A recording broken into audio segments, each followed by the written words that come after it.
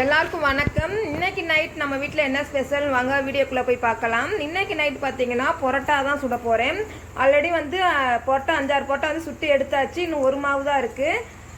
தோசைக்கல்லில் வந்து 2 போட்டு எடுத்துக்கிறேன். இதை வந்து நார்மல் பொரோட்டா இதுக்கு முன்னாடி போட்டது, இப்போ வந்து வீச் பொரோட்டா போட்டிருக்கேன்.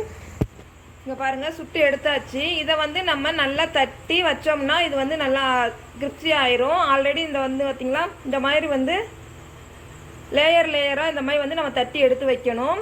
இதுக்கு வந்து மாவு பிசைகிற பக்குவமும் கரெக்டாக இருக்கணும். அப்போ தான் நம்ம சுடுற பக்குவம் அதை வந்து இந்த லேயராக வர்றது எல்லாமே வந்து கரெக்டாக இருக்கும். இதுக்கு நம்ம வீட்டில் என்ன ஸ்பெஷல் கிரேவி பார்த்திங்கன்னா எம்டி சால்னா.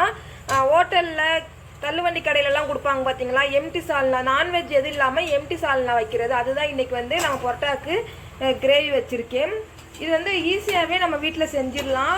கடையில் வாங்கி சாப்பிட்றதுக்கு ஆசையாக இருந்துச்சுன்னா இந்த மாதிரி வீட்டிலையே செஞ்சு சாப்பிட்டோம்னா 2 வாங்குகிற இடத்துல 4 கூட சாப்பிட்டுக்கலாம்.